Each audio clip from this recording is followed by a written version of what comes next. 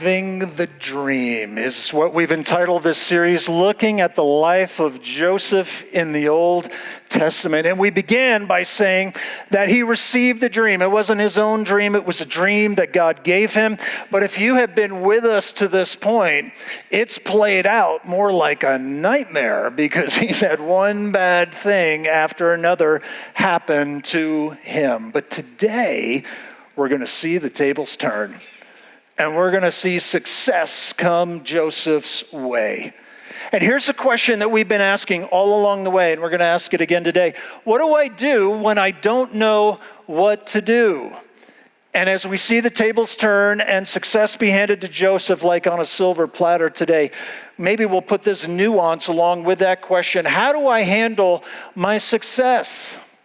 Now, here's my guess at your response to that, where you're like, hey, I get that I could use some help and some hope in the middle of adversity, but not in success.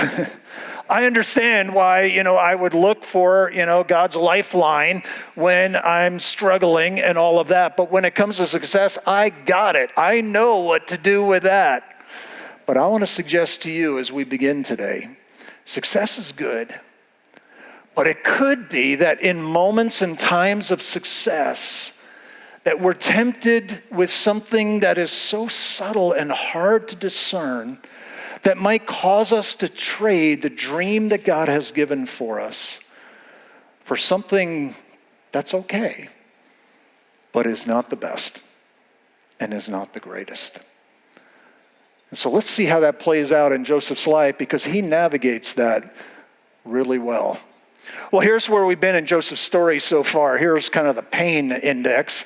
He's hated by his brothers because he's favored by his father, and they throw him into a pit. Eventually, they sell him into slavery. He gets falsely accused of rape in Egypt. He gets sent to prison, and he's forgotten for years. And when we left off the story last week, we left Joseph in prison where he had just helped two guys out by interpreting their dreams. And he asked one of the guys that he helped, hey, when you get reinstated to your position in the palace and you were the cupbearer and you will once again give Pharaoh his cup, would you remember me? But he's forgotten. And 2 years go by where Joseph continues to sit in a prison cell. And that's where we pick up the story today. Genesis 41, verse 1. When 2 full years had passed, Pharaoh had a dream. He was standing by the Nile when out of the river there came up 7 cows, sleek and fat, and they grazed among the reeds. After them, 7 other cows, ugly and gaunt, came up out of the Nile and stood beside those on the riverbank. And the cows that were ugly and gaunt ate up the 7 sleek, fat cows. And Pharaoh woke up and he's like, these are the Walking Dead kind of cows out there, who are consuming these other ones. And he's disturbed by that dream. And he fell asleep again and had a second dream. 7 heads of grain, healthy and good, were growing on a single stalk. After them, 7 other heads of grain sprouted thin and scorched by the east winds. The thin heads of grain swallowed up the 7 healthy full heads. Then Pharaoh woke up. It had been a dream. In the morning, his mind was troubled, so he sent for all the magicians and the wise men of Egypt. Pharaoh told him his dreams, but no one could interpret them for him. Then the chief cupbearer said to Pharaoh, today I'm reminded of my shortcomings. Hey, you know what? I forgot something 2 years ago. I was in jail with a guy, and you need to meet this guy. Pharaoh was once angry with his servants, and he imprisoned me and the chief baker in the house of the captain of the guard. Each of us had a dream the same night, and each dream had a meaning of its own. Now, a young Hebrew was there with us, a servant of the captain of the guard. We told him our dream, and he interpreted them for us, giving each man the interpretation of his dream. And things turned out exactly as he interpreted them to us. I was restored to my position. The other one, not so much. The other man was impaled. So Pharaoh, there's a guy who's got this skill with dreams. You should get him. And so that's what Pharaoh does. And he summons Joseph, who's still in a prison cell. He's cleaned up, brought before Pharaoh. Pharaoh shares his dreams with him. And then Joseph does what God gifted him to do. And he interprets those dreams. And he says, you had 2 dreams, but really they're the same dream. Because what you see first is that there are going to be 7 years of bountiful harvest. And there's going to be so much growing. But after that comes 7 years of famine. And God's told you what he's going to do. God has revealed to you what is about to come. And then so Joseph suggests, a plan. Well, so what are you supposed to do with that? And he suggests what might be the first food co-op in recorded history, where he says, hey, in the 7 years of bountiful harvest, why don't you set aside 20% of the crop so that you have a lot in reserve for the years when there is famine. And what does Pharaoh do in response to that? Pharaoh says the plan seemed good to Pharaoh and all his officials. And so now when you're in charge and been presented with a good plan, you need somebody to carry out that plan. So who's going to do that? Pharaoh asks them, can we find anyone like this man, Joseph, in whom is the Spirit of God? He recognizes that there is something supernatural happening in what has just been revealed to him. And so all of a sudden, Pharaoh just turns to Joseph and he says, I hereby put you in charge of the whole land of Egypt. Well, that's a turnaround, wouldn't you say? The guy who went from the pit to Potiphar as a slave into prison is now in the palace with Pharaoh holding a lot of power. And you could look at Joseph's story and, you could in essence say it's from prison to the palace in about 20 minutes. That's a quick turnaround. Now, here is what I think we could do with this story, especially in America, in our culture. We could go something like this. This is the payoff moment for Joseph. He struggled so much, but now look at him. And we can, kind of teach this story this way, where we could say, hey, and have you had people who have opposed you and hated you like his brothers did? Yeah, I've had people oppose me and not like me.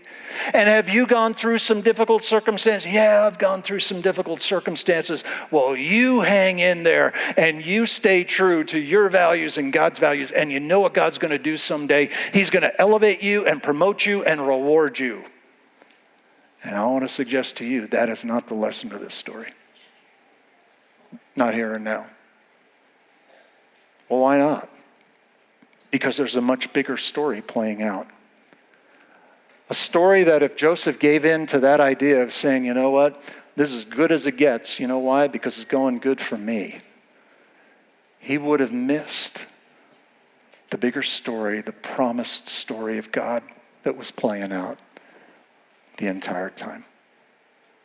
But Joseph is going to stay on track, and he's going to live out his life in the backdrop of God's story that is much bigger than his own. And it includes him, but it isn't about him.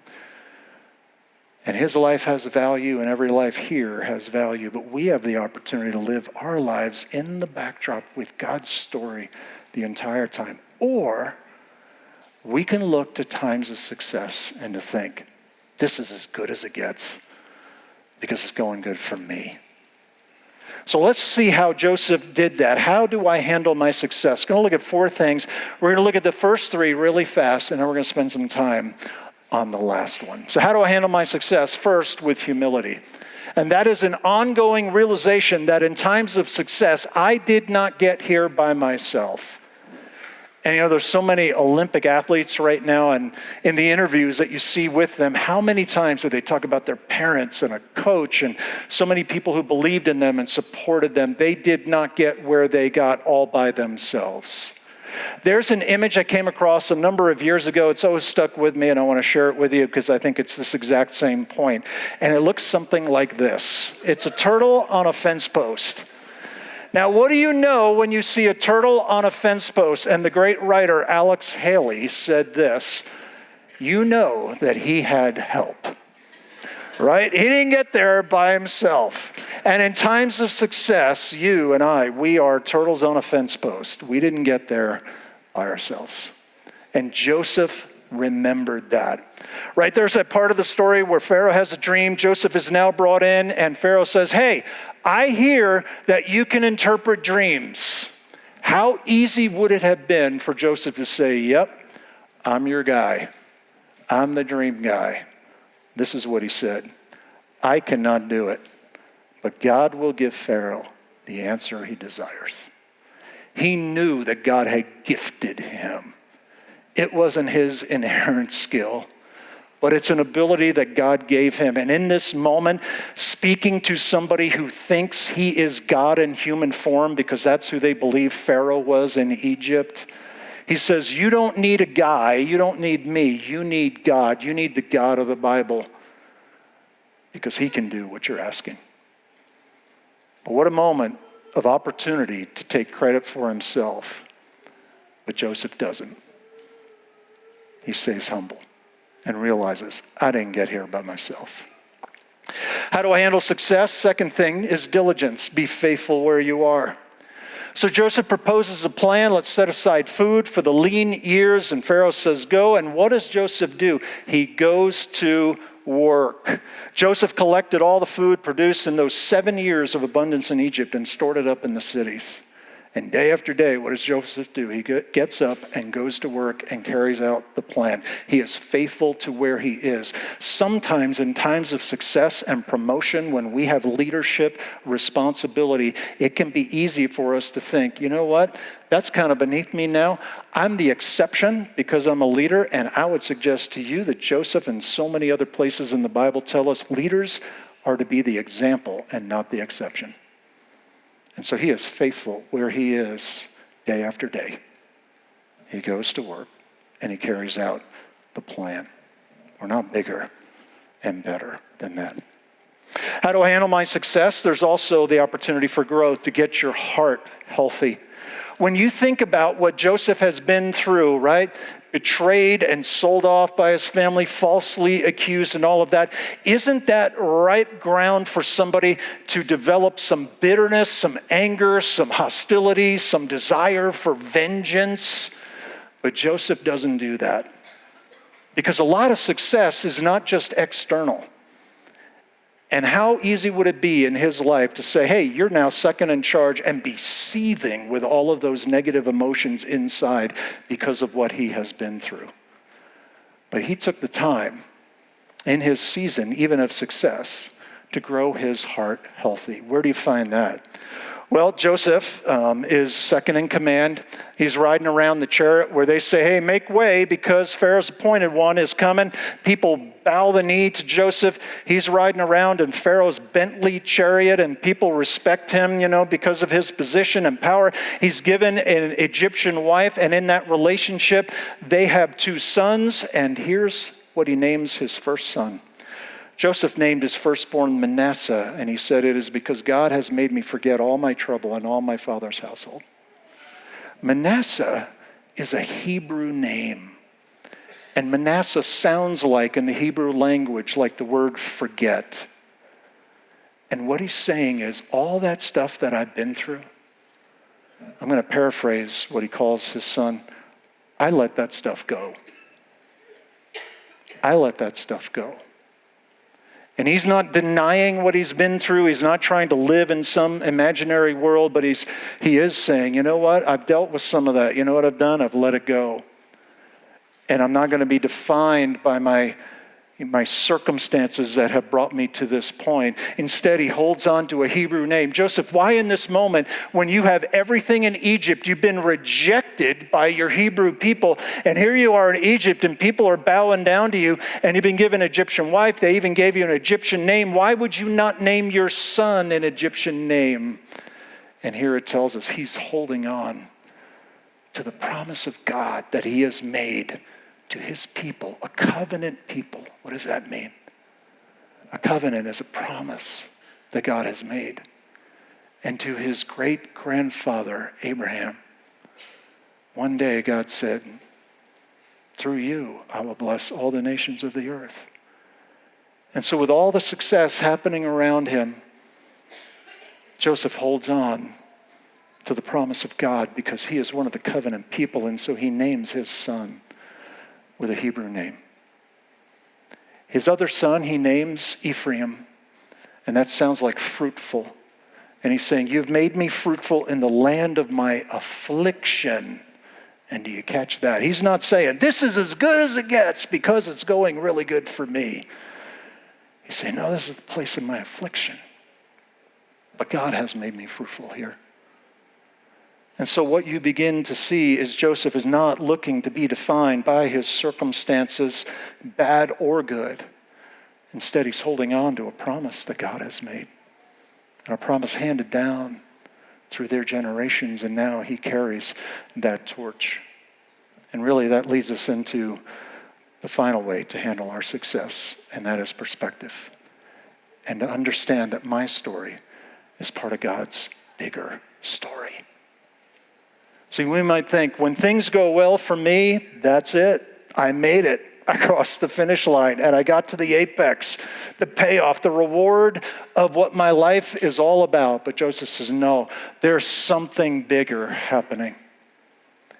And let me sketch that out for you really fast. What is the bigger story?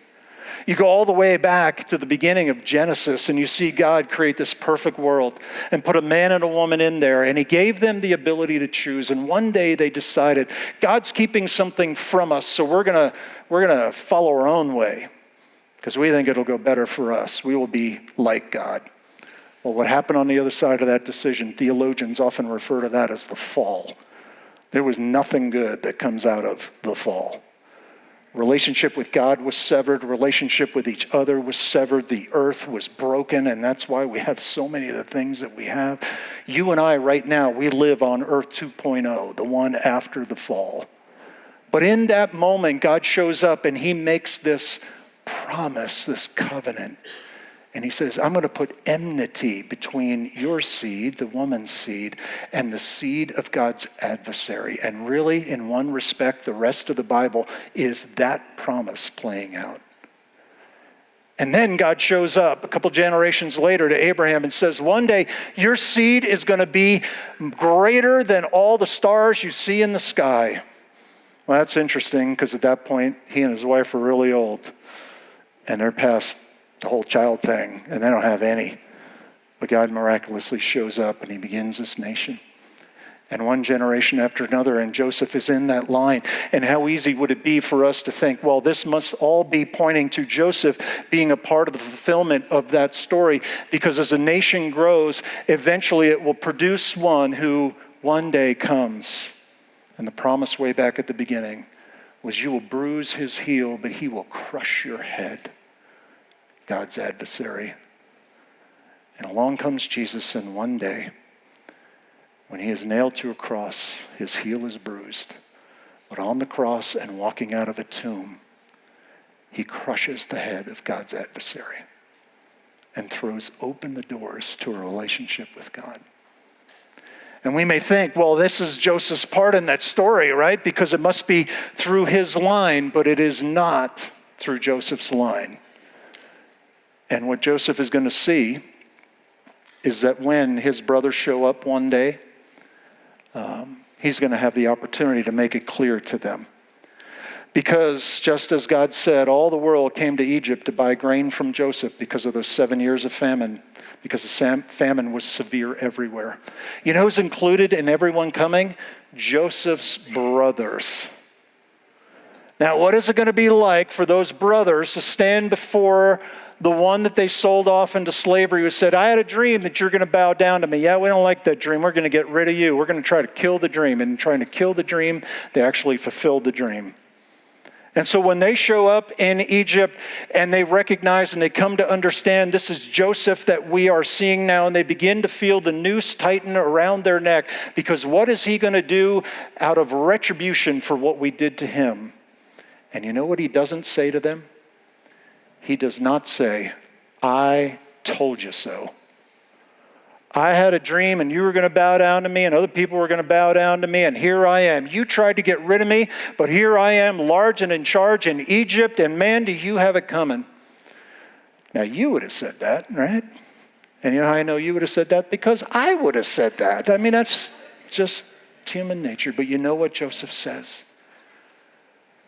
You intended to harm me, but God intended it for good. God sent me here to save you. To save you. And ultimately to save the nation. that would one day produce the one who would bless all the nations of the earth. God sent me here. And again, it's not even Joseph's story and line through which that would come, because when the brothers come, one of his brothers is named Judah, and Judah's a bad dude. When they came up with the idea to sell him off into slavery, it was Judah who said, yeah, let's do that to him. Judah's a bad man. But then when he shows up, Joseph does this thing where he's testing them and he wants to keep the youngest brother. And then Judah, for the first time, as far as we understand it, says, no, don't keep my youngest brother here because it will kill my father back at home. Let me stay, let him go. And for the first time you see somebody saying, let me be his substitute. And many, many years later, Jesus, who is given many titles, one of those titles is the Lion of the tribe of Judah, becomes the substitute for all of us. And we see that pictured there. And Joseph holds on to the promise that God has made, that his life matters, but his life is a part of God's story and where God is taking all things. And so Joseph in this moment, isn't this story about you? No, he says, no, I was brought here. God brought me here so that Judah could be saved, so that the nation could be saved, so that one day God's promise will come true. And here's what I would suggest to you. Does it get better than when our life is going really good? Success is good. It is. But the best thing is when our valuable lives are lived as part of God's bigger story, because he is still doing what he has been doing for so long. And that promise-keeping God is still doing so many things. Why do we continue to gather? Why do we study? Why do we learn? Why do we understand? So that our lives more can be a part of God's bigger story. And you and I have been invited to attach our lives to God's bigger story. And in seasons of success, that's a good thing. It really is. But the temptation is in those moments that we can lose sight and make the ultimate thing, especially in a culture like ours right now, that the highest and best thing is me, myself, and I. And I would say to you, you're valuable and your life matters. But it isn't about you. Not ultimately. It includes you, but it isn't about you. And so our lives can be joined with the story of God and the promises that he is still keeping. So in seasons of success, stay humble, be diligent, get your heart healthy, but have the perspective and see the opportunity to live your life in harmony with God's big story. That we would join God in what he's doing because we were made for that. So let me ask you this question as we wrap this up today. What would you do if you knew that God was with you? What would you do? And that's a question that applies to times when we're in the pit and in the prison and where it feels that way. It also applies when we're in the palace and life is really good, because the truth of Joseph's story is God was with him the whole way, and it's true for you as well. So what would you do if you knew that God was with you? Would you pray together with me? So God, thank you for who you are and all that you are doing. God, you are the promise-making and promise-keeping God. And to think that you have stepped down into this real world of ours and you are still at work in so many ways. God, forgive us for the times that we think that all this is ultimately about us. Thank you for involving people like us and allowing our stories to be a part of your story. And so, God, wherever we might be today, down low or up high or somewhere in between, God, help us to know there's a bigger picture, bigger than us. And it's ultimately what we were made for. It's to join you in the things that you were doing. And there's no better place to be. And so we pray that you would give us the kind of faith to see what you see and to join you. And we ask and pray all of this in Jesus' name. Amen.